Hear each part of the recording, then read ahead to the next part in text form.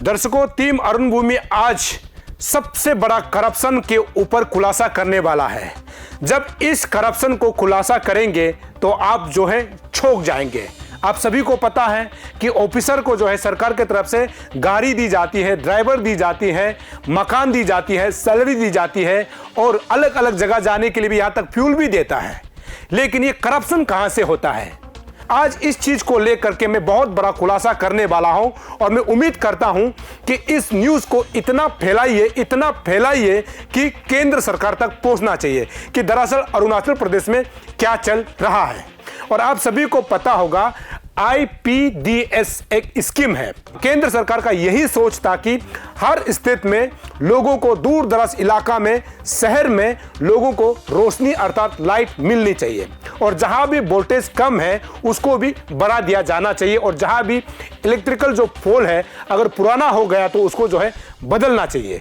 इसको लेकर के एक स्कीम आया था जिसे IPDS के नाम से जानते हैं और यही स्कीम जो है अरुणाचल प्रदेश में भी लागू किया गया था। और ये स्कीम जो ना प्रधानमंत्री नरेंद्र मोदी का एक ड्रीम प्रोजेक्ट था कि ये जो है हर स्टेट में लागू किया जाना चाहिए, उन तमाम लोगों को जो है फायदा पहुंचना चाहिए।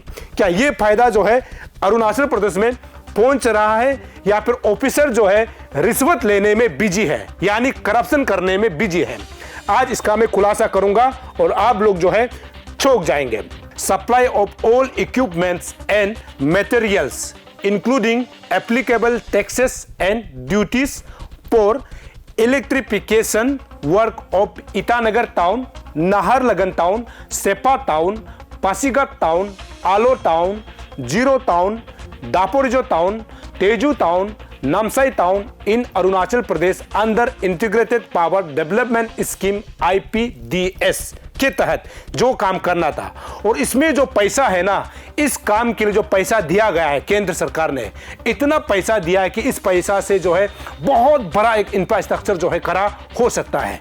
कुल पैसा जो दिया गया था 110 करोड़। 110 करोड़ बहुत बड़ा रकम होता है। अगर इस रकम को अगर सही से इस्तेमाल किया जाएगा तो मुझे नहीं लगता है कि कैपिटल रीजन में जो है लाइट की प्रॉब्लम होगी। और आपको पता है कि कैपिटल रीजन में हर दिन जो है लाइट की प्रॉब्लम है, तो फिर भी ये जो है लाइट का जो समस्या है, लाइट का इशू जो है सोल्व नहीं हो पाता है। जब इस स्कीम की जब बात करते हैं 110 करोड़ की बात करते हैं, जब तो उसमें जो है कोई पाम जरूरी होता है। पाम यानी टेंडरिंग होना होता है कि किसी भी बड़ा काम को जो है टेंडर किया जाता है काम करने के लिए। तो इसमें टेंडर जो किया है, सबसे पहले पाम हमको जो कागज दिया गया उसमें ये लिखा हुआ है कि MS capital power infrastructure private limited, ये शायद दिल्ली से इस पाम ने जीता होगा। दूसरा एक पाम कागज में जो मेंशन किया है MS नॉर्थ इंडिया इंजीनियरिंग, और तीसरा जो मेंशन किया है MS रिप सीता इनोवेशन प्राइवेट लिमिटेड, यानी इस तीनों ने सहयोग से काम किया होगा या फिर बैक टू बैक ले करके काम किया होगा। तो शिकायत ये आ रहा है कि इसमें जो काम करने वाला सब कॉन्ट्रैक्टर का ये कहना है कि ऑफिसर जो है इस काम को करने के बाद, नॉर्म्स के मुताबिक काम को कंप्लीट करने के बाद भी उस बिल को पास करने के लिए रिश्वत मांगा गया था, जो कि गलत है। रिश्वत एक तरफ से करप्शन का ही बहुत बड़ा शुरुआत है। तो इससे समझा जा सकता है कि किस प्रकार से अरुणाचल प्रदेश में जो है कोई ऑफिसर जो है करप्शन कर सकता है, रिश्वत किस प्रकार लिया जाता है आपको पता चल जाएगा। और टेंडर की हम लोग बात करेंगे। जब टेंडर प्लॉट किया गया था, डेट हमें दिखाया गया है कि 11/12/2017, यानी ये कार्यक्रम यानी ये प्रोग्राम, ये स्कीम जो है 2017 को लॉन्च किया गया था और अभी जो है शायद खत्म हो गया, जिस कारण से जो है सब कॉन्ट्रैक्टर जो है डिपार्टमेंट से अपना बचे हुए पैसा की मांग कर रहे हैं। अगर आगे हम लोग चलेंगे इसी को लेकर के, इसी केस को लेकर के सब कॉन्ट्रैक्टर बार बार डिपार्टमेंट को अपील करने के बाद भी जब पैसा रिलीज नहीं करता है तो आगे वो जो है शिकायत करता है। सबसे पहले शिकायत करता है टू द मेंबर सेक्रेटरी आपदा, अर्थात अरुणाचल पावर डेवलपमेंट एजेंसी, और इसको इन्होंने कंप्लेन दिया था 17/4/2023, यानी आज से 2 महीना पहले इन्होंने कंप्लेन दिया था 17/4/2023। जब यहां से यानी मेंबर सेक्रेटरी आपदा से कुछ रेस्पॉन्स नहीं आता है तो सब कॉन्ट्रैक्टर ने आगे जा करके क्या किया आपको बता दो, जो कि सबसे चौंकाने वाला बात है। जाता है एसआईसी में। एसआईसी में कंप्लेन लॉन्च करता है, complain against officer under bribery case, यानी रिश्वत लेने के जुर्म में जो है एसआईसी में जो है एफआईआर लॉन्च करता है। यही सब कॉन्ट्रैक्टर ने 26/6/2023, आज 29 है, तो आज से 2 दिन पहले जो है सब कॉन्ट्रैक्टर ने एसआईसी में कंप्लेन लॉन्च कर दिया है और इसमें सीधा ये लिखा है कि complain against officer on bribery case, यानी रिश्वत लेने के जुर्म में एसआईसी में कंप्लेन लॉन्च कर दिया गया है।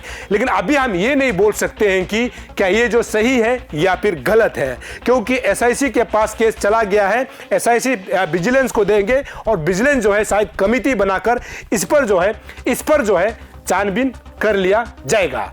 अब सबसे बड़ा चौंकाने वाला और सबसे बड़ा खुलासा यही है कि ऑफिसर ने किस प्रकार से पैसा लिया, यानी सब कॉन्ट्रैक्टर से किस प्रकार से पैसा लिया, कितना लिया, कौन सा डेट में लिया, क्यों लिया होगा ये तो मुझे पता नहीं, लेकिन इसके मुताबिक जो सब कॉन्ट्रैक्टर के मुताबिक अगर आपको अभी हम लिस्ट दिखाएंगे तो आप चौंक जाएंगे। तो सबसे पहले आपको बता दूं 2 अकाउंट नंबर से यूज किया गया है। 2 यार हो सकता है कि ये 2 पाम का जो अकाउंट होगा, एक जो है लास्ट में 46 है और एक जो है लास्ट में 96 है।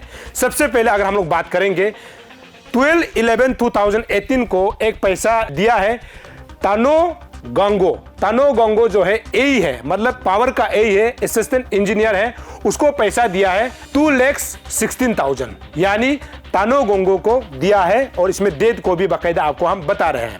दूसरा दिया है 6/6/2019 को दिया है कांप गोंगो और उसको दिया है 10 लाख रुपया, यानी 6/6/2019 में कांप गोंगो जो कि एई है उसको दिया है 10 लाख रुपया।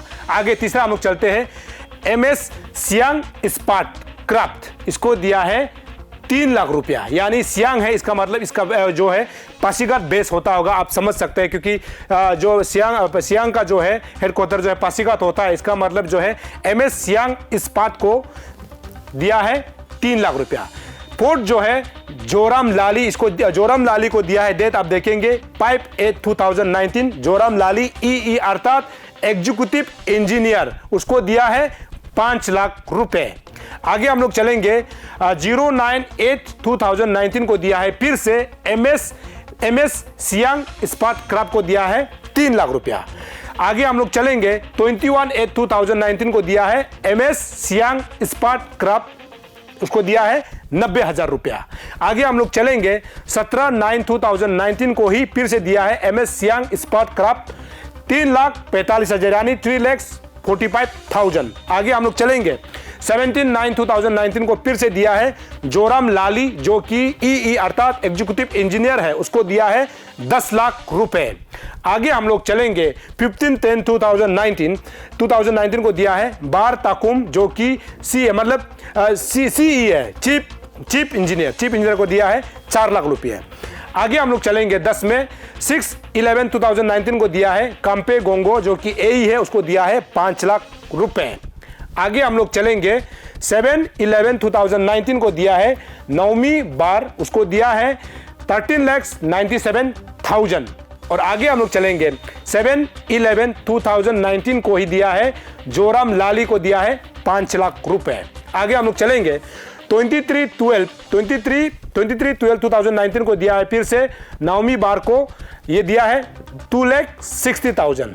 और आगे हम लोग चलेंगे 2/1/2020 को दिया है नावम गामिन है जो कि एई है, उसको दिया है 5 लाख रुपए। आगे हम लोग चलेंगे 14/2/2020 को दिया है बार ताकुम जो कि CE है, उसको दिया है 4,29,000। और आगे हम लोग चलेंगे 14/2/2020 को दिया है तारिक मिजे जो कि EE है, उसको दिया है 21,44,380 रुपीस। और आगे हम लोग चलेंगे 27/2/2020 को फिर से दिया है जोराम लाली जो कि EE है, उसको दिया है 2 लाख रुपए। और आगे हम लोग चलेंगे 3/3/2020 को दिया है नौमी बार को दिया है 1,13,400 रुपीस दिया है। आगे फिर से दिया है 7/3/2020 को नौमी बार को 1,50,000 यानी 1,50,000। आगे हम लोग चलेंगे 18/3/2020 को दिया है मर्दक रिबा है जो कि जेई है, उसको दिया है 5,45,692 रुपीस। और आगे हम लोग चलेंगे 27/7/2020 को दिया है बार ताकुम को दिया है, जो कि सीई को दिया है 4 लाख रुपीस। और आगे हम लोग चलेंगे 9/11/2020 को सियांग इस्पात क्राफ्ट को दिया है 3 लाख रुपए। आगे हम लोग चलेंगे 9/12/2020 को दिया है सियांग इस्पात क्राफ्ट को 2,50,000।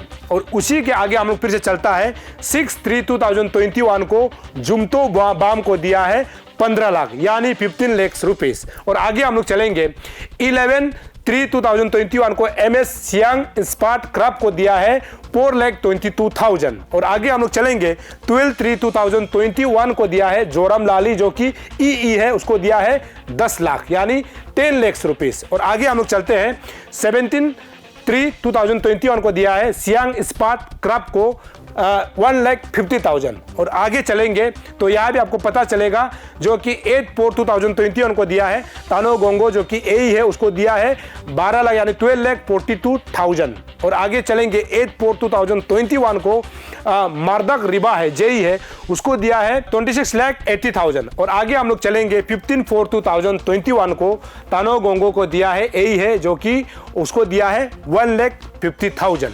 और आगे हम लोग चलेंगे 15/4/2021 को दिया है तानो गोंगो, जो कि AE है, उसको दिया है 6,80,000। और आगे हम लोग चलते हैं 15/4/2021 को मार्दक रिबा, जो कि JE है, उसको दिया है 4,25,000। और आगे चलेंगे तो आपको 30/4/2021 में दिया है टोनर आयो, उसको दिया है 20 लाख रुपीस। और आगे हम लोग चलेंगे फिर से 30/4/2021 को तानो गोंगो, जो कि AE है, उसको दिया है 7 लाख। और आगे चलेंगे 5/5/2021 को सियांग इस्पात क्राफ्ट को दिया है 2,50,000। और आगे चलेंगे फिर से 9/6/2021 को दिया है काबित दारंग, जो कि AE है, उसको दिया है 1,50,000। और आगे हम लोग चलेंगे 9/6/2021 को दिया है काबित दारंग, जो कि AE है, उसको भी दिया है 1,50,000। और आगे हम चलेंगे फिर से 15/6/2021 को न्यामने धारंग, उसको दिया है 1,50,000। फिर आगे चलेंगे 2/7/2021 को न्यामने दारंग को दिया है 3 लाख रुपीस। फिर आगे जाता है 9/8/2021 को मर्दक रिबा, जो कि JE है, उसको जो है 3 लाख रुपीस देता है। तो यहां से जो कंप्लेनर है, माने जो कंप्लेन जिन्होंने दिया है SIC में, उनका ये कहना है कि ये सारे पैसा इसीलिए वो लोग मांगे थे कि उसका बिल को पास करा सके। बिल को पास करने के लिए जो है पैसा मांगा जाता है, यानी रिश्वत लिया जाता है, ब्राइब मांगा जाता है, ऐसे सब कंट्रैक्टर का कहना है। ये जैसे कि अभी आपको ये हमने पूरा जो चार्ट दिखाया और कब कब पैसा लिया, कौन सा डेट में लिया और किसके नाम पर लिया और कितना लिया, इसको अभी आपको हमने दिखाया। यहां से साहब ये पता चल रहा है कि सरकारी जो अधिकारी यानी जो ऑफिसर है, वो मतलब किस प्रकार से जो कॉन्ट्रैक्टर से पैसा मांगता है किसी भी काम को करने के लिए, या फिर बिल को पास कराने के लिए, या फिर सैंक्शन कराने के लिए इस प्रकार का रिश्वत मांगा जाता है। यहाँ से साफ पता चलता है। सब कॉन्ट्रैक्टर का यही कहना है कि उनके जो पेंडिंग बिल को जो है क्लियर करने के लिए या फिर सैंक्शन करवाने के लिए जो है पैसा मांगा जाता है, तो उन्होंने जो है जिस अकाउंट में मांगा उसी अकाउंट में इस प्रकार का पैसा दिया है, ऐसे उनका शिकायत है। लेकिन हम इस बात को ये नहीं कह सकते हैं कि क्या ये सही है या फिर गलत है या फिर ये सच है क्या, क्योंकि केस अभी जो है SIC में चला गया है। अब देखना ये है कि इसका क्या साबित होता है। अभी आपको हम एक चीज बताता हूं जो कि बहुत इंटरेस्टिंग है। और आपको शुरू में हमने बताया कि ये स्कीम जो है पूरा पैसा जो है 110 करोड़ का है, मतलब 110 करोड़ का काम किया था। तो मान लीजिए कि ये जो कॉन्ट्रैक्टर जिन्होंने कंप्लेन दिया है, इन्होंने शायद हो सकता है कि 20 करोड़ का काम किया होगा या फिर 21 करोड़ का काम किया होगा। तो अभी जब इस पैसा को हम लोग टोटल करता है, तो आपको मैं बता दूं कितना पैसा जो है रिश्वत में जा रहा है, कितना पैसा जो ब्राइब में जा रहा है, उसके बारे में आपको हम बताते हैं। यहां पर पैसा टोटल आ रहा है, जैसे कि आपको मैं स्क्रीन में दिखाऊं, 2,40,89,472 जो है रिश्वत में जा रहा है, यानी 2 करोड़ से भी ज्यादा। ये थोड़ा सा अपदम जरूर हो सकता है, हमारा कैलकुलेशन के मुताबिक 2 करोड़ से अधिक बताया जा रहा है। 2 करोड़ 40,89,472 रकम बहुत बड़ा होता है, जिसमें कॉन्ट्रैक्टर यानी सब कॉन्ट्रैक्टर का ये कहना है कि उन्होंने जितना पैसा दिया अगर उसको कैलकुलेट किया जाता है तो अभी तक यानी इतना पैसा दिया है, बाय अकाउंट में दिया गया है। ऐसे भी हो सकता है कि केस में भी दिया होगा, केस में कितना मांगा गया होगा ये आने वाला समय में खुलासा हो सकता है कि जिन्होंने कंप्लेन किया, जो एसआईसी जिन्होंने कंप्लेन किया, आने वाले समय में हो सकता है कि इन्होंने कितना केस में दिया है। अगर ये भी खुलासा हो जाता है तो मुझे लगता है कि इन तमाम अधिकारी यानी इस ऑफिसर के पास साथ क्या किया जाना चाहिए, कानूनी तौर पर किस प्रकार से आने वाला समय में अगर साबित होता है तो इस तमाम ऑफिसर के खिलाफ क्या किया जाना चाहिए जो रिश्वत लेता है, जो काम को सैंक्शन कराने के लिए, अपना बिल को पास कराने के लिए जो रिश्वत मांगता है, उन तमाम ऑफिसर को क्या किया जाना चाहिए, जो कानूनी तौर पर जो लिखा होता है, जिसका जो दंड होता है उसी के आधार पर इसको जो है किया जाना चाहिए। और ये बहुत बड़ा एक सोचने और समझने वाला बात है कि कैसे हो सकता है कि कोई जो टेंडर मार करके अपना काम निकलता है और काम करता है और काम को जो है डिपार्टमेंट किस प्रकार से बोलता है उसी के अनुरूप काम को करता है, और काम को करने के बाद भी डिपार्टमेंट का अधिकारी जो है जेई से लेकर के चीफ तक जो है अगर इस प्रकार का रिश्वत मांगा जाता है, यदि ये जो कंप्लेन जो दिया जा रहा है, जो पैसा बताया जा रहा है, अगर ये कल को सच साबित होता है तो इन तमाम अधिकारियों को क्या करना चाहिए ये देखने वाली बात होगी कि किस प्रकार से एसआईसी और विजिलेंस जो है कदम उठाएगी। सवाल यहाँ पर यह भी खड़ा होगा कि एसआईसी जिसको केस जिन्होंने दिया है वो इस पर क्या अभी संज्ञान लेने वाला है या फिर विजिलेंस कमेटी जो है क्या करने वाला है। लेकिन आपको साफ बता दूं कि सब कॉन्ट्रैक्टर ने कंप्लेन दिया है, उनका यह कहना है कि बैंक अकाउंट में जितना ट्रांजैक्शन किया गया है, जिस ऑफिसर को पैसा दिया गया है, वो सारा रिकॉर्ड जो है टीम अरुण भूमि को भी दिया हुआ है। कितना पैसा किसके अकाउंट में डाला, कौन से ऑफिसर के अकाउंट में डाला, ऑफिसर के कौन से रिश्तेदार के अकाउंट में डाला, वो सब खुलासा आने वाला समय में बताएगा। और ये खुलासा तो हमने कर ही दिया कि मैक्सिमम जो खुलासा है अधिकारी के अकाउंट में और अधिकारी के रिश्तेदार के अकाउंट में किस प्रकार से पैसा भरा गया है उसको हमने दिखाया है। अब यहाँ पर सच में अगर ये केस जो है मजबूती अगर प्रदान करता है तो मुझे लगता है कि एसआईसी को भी साबित करने में समय नहीं लगना चाहिए, क्योंकि आपको बैंक अकाउंट का डिटेल बता रहा है कि उस अधिकारी को जो है सब कॉन्ट्रैक्टर ने उस डेट में, उस तारीख में इतना रकम दिया है, उसमें साफ पता चल रहा है। तो अभी आप बताइए कि क्या अरुणाचल प्रदेश में कोई भी काम करने के लिए, चाहे आप पीएचई का काम हो यानी जेजेएम का काम हो, या फिर एजुकेशन का हो, या फिर मेडिकल का हो, या फिर पावर का हो, या फिर पीडब्ल्यूडी का हो, या फिर आरडब्ल्यूडी का हो, या फिर कोई सा भी डिपार्टमेंट का हो, क्या काम को ऐसे निकालने के बाद में हर डिपार्टमेंट क्या ऑफिसर जो है क्या इस प्रकार का रिश्वत मांगता है क्या? अगर मांगता है तो करप्शन यहां से शुरू होता है। और उन तमाम ऑफिसर को जो काम करवाते वक्त और जब टेंडर खत्म होने के बाद जब काम कॉन्ट्रैक्टर शुरू करता है उसमें रिश्वत मांगने वाला अधिकारी के ऊपर जो है कानूनी कार्यवाही करनी चाहिए, क्योंकि करप्शन वहां से शुरू होता है। इसीलिए अरुणाचल प्रदेश में हर वक्त जो है सोशल एक्टिविस्ट, समाज सेवी और जितना भी जो ऑर्गेनाइजेशन है इस बात पर चर्चा करती है कि अरुणाचल में करप्शन ज्यादा है। जब इस प्रकार का डिपार्टमेंट में ऐसे करप्शन करेगा तो अरुणाचल में करप्शन कैसे खत्म होगा? अरुणाचल में तो करप्शन हर दिन जो है जन्म ले रहा है।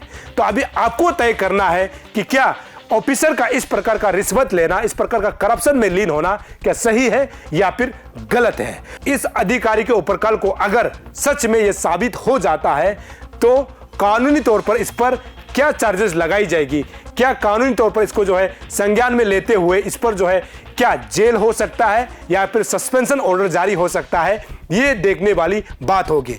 लेकिन हम ये यकीन के साथ बोल सकते हैं कि जिस प्रकार से सब कॉन्ट्रैक्टर ने जो एलिगेशन डाला है, जो कंप्लेन लॉन्च करवाया है, उससे ये पता चलता है कि जिन्होंने कंप्लेन लॉन्च किया है उसमें जो है मजबूती से वो बता रहे हैं कि कहीं ना कहीं ऑफिसर का यहाँ पर मिस्टेक्स ज्यादा दिखाई देता है, क्योंकि किस कारण से उसको पैसा दे, उसी काम को करने के लिए सरकारी की तरफ से जो है उसको जो है सैलरी दी जाती है। सैलरी के अलावा भी अगर आप रिश्वत लेता है यानी ब्राइब लेता है तो इससे और बड़ा क्राइम क्या हो सकता है, जहां पर करप्शन को जो है और बढ़ाने के लिए काम की जाती है। आने वाला समय में ये उम्मीद करता हूं कि जितने भी जो अधिकारी है, सरकारी अधिकारी है, आप अपने जगह में सही काम करेंगे और अरुणाचल के विकास में आपका भी योगदान होगा, ऐसे में उम्मीद करता हूं। साथ ही साथ ये भी कह देना चाहता हूं कि उन तमाम सभी ऑफिसर को नहीं, अरुणाचल में ऐसे भी बहुत सारे अधिकारी हैं जो ईमानदारी से अपना काम यानी अपना ड्यूटी, अपना सेवाएं जो है जनता को दे रही है, स्टेट को दे रही है। लेकिन ये उन तमाम लोगों के लिए कड़वा हो सकती है जो रिश्वत लेने में बिजी है, जो करप्शन करने में बिजी है। दर्शकों, हम लगातार ऐसे ही खबरें आप तक पहुंचाते रहेंगे। आप देखते रहिए अरुण भूमि। तब तक के लिए मुझे इजाजत दीजिए। नमस्कार।